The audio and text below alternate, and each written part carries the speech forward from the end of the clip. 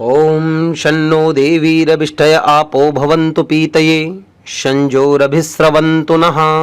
नमस्कार मित्रों, मैं आचार्य योगेश पारिक वेद स्वाध्याय पीठ के आओ ज्योतिष सीखें कि हमारे इस चैनल पर आप सभी का हार्दिक स्वागत करता हूं। सभी मेरे प्यारे मित्रों का, सभी मेरे शिष्यों का और सभी मेरे चाहने वालों का बहुत बहुत आप सभी का हार्दिक आभार भी करता हूं।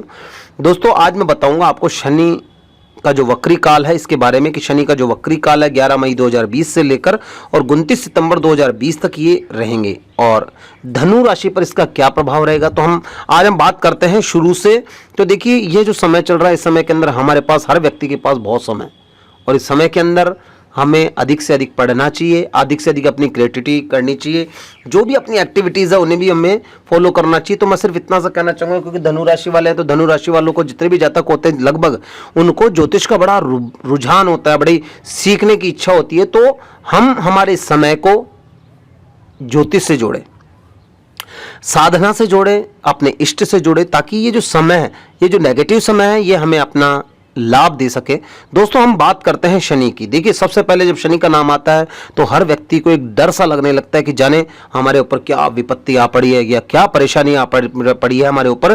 तो शनि का नाम सुनते एक भय सा होने लगता है, लेकिन शनि महाराज कर्म फल प्रदाता है। अपने कर्मों के अनुसार ये हमें फल देते हैं, कर्मों के अनुसार हमें न्याय देते हैं। जैसे लिखा है ना, ये हमने देखा भी कि जो करता है वो भरता है, यानी कि जो जैसा करता है उसे वैसा ही उसका फल मिलता है। तो ये समय शनि का है वक्री काल। अब बात करते हैं वक्री की। तो वक्री कहते हैं कि जैसे हम गाड़ी चला रहे हैं और गाड़ी चलाते चलाते चलाते हम आगे से एक घुमाव आता है, और घुमाव से जैसे हम घूमे उस समय की स्पीड कम रहेगी, लेकिन जैसे घूमते हैं तो स्पीड हम जोर से तेज खींचते हैं, क्योंकि हमको वापस से उस जगह को वापस से कवर करना होता है जहां से हम आए हैं। तो शनि का काल भी ऐसा ही होता है, वक्री काल। वक्री काल के अंदर ये वापस से स्पीड से चलते हैं शनि ग्रह। तो ये हमें ये भी सिखाते हैं कि यदि हम जहाँ पर जो कार्य कर रहे हैं, यदि हमारी अभी तक हमने उस चीज़ को लो मतलब धीरे से करा है, तो हमें आगे भी अब हमें फास्टली उस कार्य को करना पड़ेगा, ताकि उसकी जो बीच की जो दूरी थी उसको हम कवर कर सकें। तो शनि का वक्र काल में ये होता है कि जितनी भी नेगेटिविटीज़ होती है उनके लिए हमें प्रयास करना चाहिए कि उन सब नेगेटिविटी को निकालें, मन के अंदर जितने भी गलत सोच, इन सब चीज़ों को हम निकालें। तो शनि ग्रह हमें यही बताते हैं। तो शनि का जो वक्री काल है, वक्री का अर्थ बताया मैंने, उल्टा चलना। तो शनि महाराज अब इस समय के अंदर वक्री यानी कि उल्टा चलेंगे। उल्टे चलने से इनकी स्पीड तेज रहेगी, तो ये कई चीज़ों को, कई राशियों वालों को नुकसान दे सकते हैं, तो कई राशियों को फायदा भी दे सकते हैं। देखिए, अब हम बात करते हैं समय का आपको बता दूं मैं, 11 मई 2020 से लेकर 29 सितंबर 2020 तक का रहेगा। यह कुल मिलाकर जो 142 दिन का यह समय कहलाता है, क्योंकि शनि ग्रह हमेशा 142 दिन के लिए वक्री होते हैं, उसके बाद में वापस से मार्गी हो जाते हैं। तो 29 सितंबर के बाद में ये वापस से मार्गी हो जाएंगे, तो कई सुखद परिणाम वापस से देने लग जाएंगे। कहीं जगह पर नेगेटिविटी होगी तो वहाँ पर नेगेटिव देने लगेंगे। तो मैं आपको सबसे पहले बता दूं धनु राशि के बारे में। धनु राशि वाले जितने भी जातक होते हैं, इन जातक वालों का मन बहुत उदार होता है और एक आध्यात्मिक, इनका जो स्वभाव होता है बड़ा आध्यात्मिक होता है। हम हर चीज को ये अपने आध्यात्म से जोड़ते हैं, यानी कि प्रभु पर विश्वास करने और समर्पण भाव इनके अंदर हमेशा रहता है। इसलिए ये माना जाए कि हमेशा भगवान के ऊपर ही जीते हैं। तो यह कहना कोई कठिन नहीं है। अब मैं आपको बात बता दूं कि साढ़े साथी की। देखिए, मैं आपको पहले भी कहा था कि हमारे लिए एक पंथ दो काज वाली स्थिति। इस समय के अंदर हम राशि को भी जानेंगे और राशि के साथ साथ में ये भी जानेंगे कि ज्योतिष कैसे सीखी जाती है। तो छोटी छोटी बेसिक नॉलेज मैं आपको बताना जा रहा हूँ, बहुत बड़ी कोई बड़ी बात नहीं बताने जा रहा, लेकिन इन छोटी छोटी चीज़ों को हम एक्सेप्ट करेंगे तो हमको आगे उसका और भी लाभ मिल सकता है। तो हम बता रहे हैं आपको धनु राशि के बारे में। तो धनु राशि वाले देखिए, जाने सबसे पहले साढ़े साथी क्या होती है। साढ़े साथी क्या होती है कि जिस घर के अंदर शनि बैठे हुए हैं उस घर के अंदर, यानी कि उस राशि के ऊपर साढ़े साथी लगी हुई है। तो अभी ये मकर राशि में बैठे हुए हैं, तो मकर राशि वालों को सभी को साढ़े साथी लगी हुई है। अब हम कैसे जाने कि साढ़े साथी लगती किन किन को है, तीन और भी राशियों को। तो जिस घर में बैठे हैं उसमें साढ़े साथी, जिससे इनसे पहले वाला घर यानी कि धनु राशि के अंदर और इससे बाद वाला यानी कि कुंभ राशि के अंदर। तो धनु, मकर और कुंभ, इन तीन राशियों वालों के लिए यह समय साढ़े साथी का है। अब कुछ लोग कहते हैं कि ढैया का कैसे पता पड़े, कि हमें ढैया की कैसे जानकारी मिलेगी। देखिए, जहां पर शनि बैठे हुए हैं, यानी कि जिस राशि से शनि चौथे आठवें घर में बैठे हुए हैं, तो वहां पर ढैया लगती है। जैसे कि आपको इसके लिए, लेकिन आपको जानना पड़ेगा कि 12 राशियां कौन सी होती है। तो मैं आपको बता दूं, मेष, वृष, मिथुन, कर्क, सिंह, कन्या, तुला, वृश्चिक, धनु, मकर, कुंभ और मीन। अब मैंने क्या बताया आपको कि जिस घर से चौथे 8वें घर के अंदर यदि शनि बैठे हुए हैं तो देखिए आप, ये है मेष, वृष, मिथुन, कर्क, सिंह, कन्या, तुला, वृश्चिक, धनु, मकर, कुंभ और मीन, ये 12 राशियां हो गई। तो यदि हम मीन से मिथुन से देखते हैं तो 1 2 3 4 5 6 7 8, 8वें घर में बैठे हुए मिथुन राशि से, और तुला से 1 2 3 और 4, तुला से चौथे घर में बैठे हुए हैं। तो मैं आपको बता दूं कि मिथुन राशि और तुला राशि, ये दोनों राशियां ऐसी हैं जिनके ऊपर शनि की ढैया लगी हुई है। यह हमने आपको कॉन्सेप्ट क्लियर करा। तो और शनि ग्रह अब देखिए किस चीज के कारक होते हैं, तो मैं आपको ये भी बता दूं कि शनि महाराज जो हैं ये लोहे से संबंधित जुड़ी हुई चीज़ों के, या केमिकल के, पेट्रोल के, डीजल के, ऑयल के, कोयलों के, कार्बन के, चमड़े से बनी हुई चीज़ों के, लोहे से बनी हुई चीज़ों के, मशीनरी यानी कि जो मशीन्स वगैरह होती है इनकी, और इनकी जो सामग्री जिनसे बनती है, टूल्स वगैरह जैसे हम कहते हैं, या भवन निर्माण के लिए जो यानी कि मकान बनाने के लिए कंस्ट्रक्शन का जो काम होता है, उन सभी चीज़ों के लिए, और ड्राइविंग के लिए, सोशल वर्किंग के लिए, जजमेंट के लिए, वकालत के लिए, या हम वियर्स जूते वगैरह पहनते हैं या इस संबंधित कोई चीज़ है तो उसके लिए, राजनीति के लिए, ये सारी चीज़ें, इन चीज़ों के अंदर शनि कारक ग्रह कहलाए गए हैं। तो शनि यहाँ पर बैठे हैं धन स्थान पे। तो मैं आप सबसे पहले बताना चाहूँ कि जो धनु राशि वाले हैं उन लोगों को धन को लेकर कुछ लाभ मिलने की संभावना है, जिससे कि मन उनका बड़ा अनुकूल बना रहेगा, और वो परमात्मा पर विश्वास रखते हैं तो भगवान उनका साथ भी देता है। तो धनु राशि वालों को जितने भी जातक हैं, मैं आपको बता दूं कि यह समय आपको बिल्कुल घबराने वाला नहीं है। समय को अपने ऊपर नहीं, अपने कर्म पर नहीं, बल्कि अपने इष्ट पर छोड़ देना चाहिए, क्योंकि यह समय ऐसा है कि आप कितना भी कर्म कर लो, लेकिन कर्म भी आपके लिए पॉजिटिव नहीं हो सकता। लोग बड़े मेहनत कर रहे हैं इस समय के अंदर, लेकिन उनको बिल्कुल भी इस समय पॉजिटिविटी नहीं मिल पाती। मकान बनाने वाला है, कोई कारीगर है, कोई मकान बनाना चाहता है, लेकिन वो मकान मेहनत तो कर सकता है, लेकिन जब तक उसके पास सामग्री उपलब्ध नहीं होगी, उसे बाहर जाने का मौका नहीं मिलेगा, उसके पास धन नहीं आएगा, तब तक वो करेगा क्या। तो इस समय को सब कुछ भगवान को समर्पण कर देना चाहिए। तो 11 मई 2020 से लेकर और 29 सितंबर 2020 का जो समय है, इसको आप भगवान पर छोड़ दो। आपके ऊपर भगवान की ऐसी कृपा रहेगी कि आपके पास अपने आप स्वतः ही धन का योग बनेगा, और आपको कहीं ना कहीं से किसी से फाइनेंशियल व्यवस्था मिलेगी, या फिर आपको किसी प्रकार की कोई हेल्प मिल सकती है, जिसको लेकर आपको मन बड़ा संतुलित रहेगा, मन में किसी भी प्रकार की कोई नेगेटिव नहीं आएगी।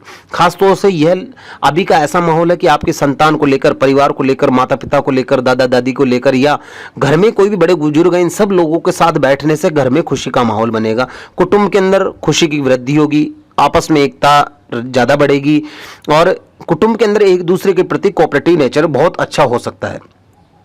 शनि महाराज की अब मैं देखिए सबसे पहले आपको बता दूं कि इनकी 3 दृष्टियां होती है। अब दृष्टि कैसे पहचाने, तो दृष्टि देखने का सबसे बड़ा फार्मूला है कि शनि ग्रह जो तीसरे, 7वें और 10वें घर को देखते हैं। तो अब आप कैसे जानेंगे कि शनि कैसे देख पाएंगे, तो देखिए शनि की जो जहां पर से बैठते हैं, जिस स्थान में बैठे हुए, वहां से तीसरा घर कौन सा है, तो 1 2 और 3, यानी कि शनि महाराज स्वराशि के होकर माता के घर को देख रहे हैं। चौथा स्थान माता का रहता है, सुख का रहता है, कारक इन चीज़ों का रहता है। और इनकी जो 7वीं दृष्टि है तो 3 4 5 6 7, ये अष्टम स्थान को देख रहे हैं। और जो 10वीं दृष्टि है ये देख रहे हैं इनकम भाव को।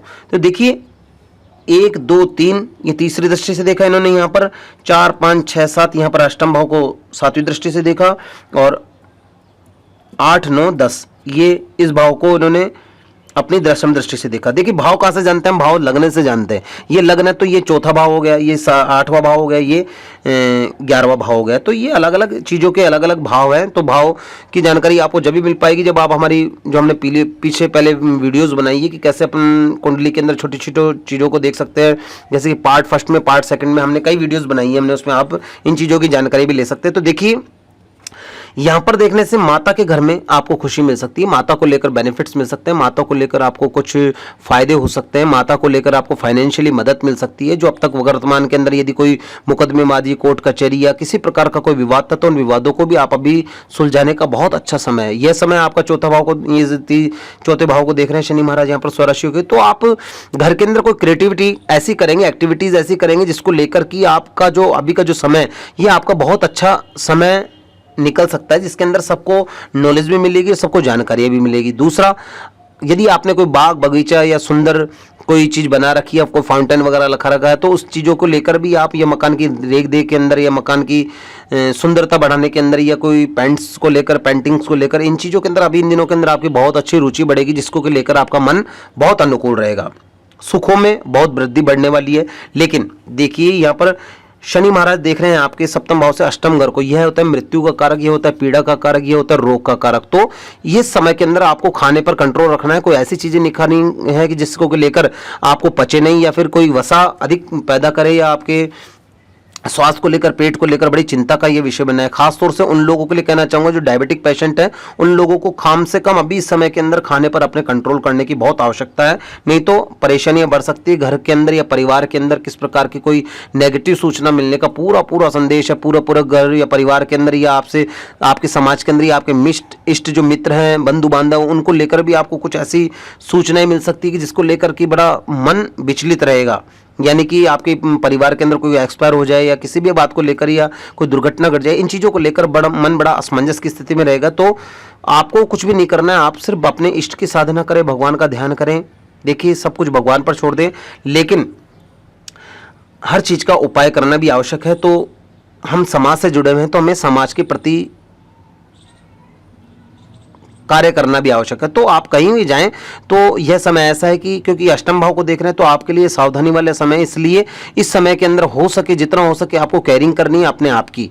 तो इस चीज़ का ध्यान रखें आप। भगवान जो शनि ग्रह है ये दशम दृष्टि से इनकम भाव को देख रहे हैं, तो वर्तमान में जो इनकम्स के अंदर आपको प्रॉब्लम्स हो सकती है, इनकम को लेकर कुछ चिंताएं हो सकती है, जैसे कि व्यापार का क्या होगा, हमारा भविष्य क्या होगा, या हमारी जो फैक्ट्रीज खोल रखी है, कोई व्यापार या मील खोल रखी है, या फिर हम जहाँ पर सर्विस पे जाते हैं उन चीज़ों को लेकर क्या होगा, क्या हमें तनख्वाह मिलेगी या नहीं मिलेगी, या धन लाभ होगा या नहीं होगा, फैक्ट्रीज के अंदर हमें क्या लोगों की जो हमारे मजदूर हैं, कारीगर हैं, या उन्हें हमें पेमेंट करना होगा या नहीं होगा, हमारी कहीं फैक्ट्री बंद तो नहीं हो जाएगी, हमारा कार्यक्षेत्र कहीं बंद तो नहीं हो जाएगा, कहीं रुकावट तो नहीं आ जाएगी। तो दोस्तों भगवान की आराधना करने से हर चीज़ का देखिए हर समय अनुकूल हो सकता है। यह सिर्फ आपके लिए नहीं, यह समय सबके लिए ही प्रतिकूल बना हुआ है, लेकिन आपको इस समय के अंदर मित्र का सुख भी मिलेगा, विद्या का लाभ भी होगा और आपको धन लाभ भी होगा।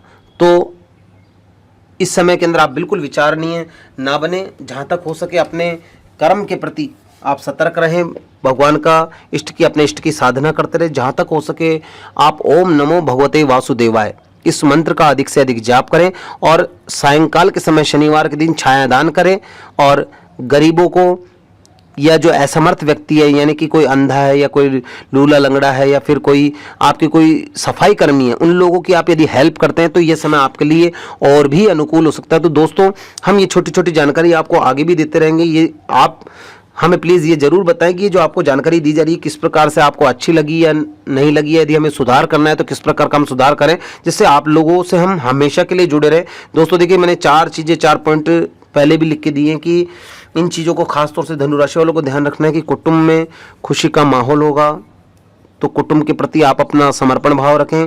सुखों में वृद्धि होगी, सुखों में वृद्धि होगी, यानी कि अच्छी सूचनाएं भी आपको मिल सकती है। पेट की बीमारियों में वृद्धि हो सकती है, इसलिए खाने पे कंट्रोल रखें। मित्र सुख मिलेगा तो आप समय समय पर अपने मित्रों के हालचाल भी पूछते रहें, ऐसा नहीं हो कि आप उनको भूल जाएं। और विद्या का लाभ भी मिलेगा। यह समय आपके लिए एजुकेशन का, कोई चीज़ें पढ़ने का, धर्म से जुड़ी हुई चीज़ें पढ़ने का, ज्योतिष पढ़ने का, यह समय आपके लिए बहुत ही अनुकूल रहेगा। तो दोस्तों हमारे इस वीडियो से जुड़े रहने के लिए आप सभी का बहुत बहुत धन्यवाद, बहुत बहुत आप सभी का आभार। जय हिंद, जय भारत।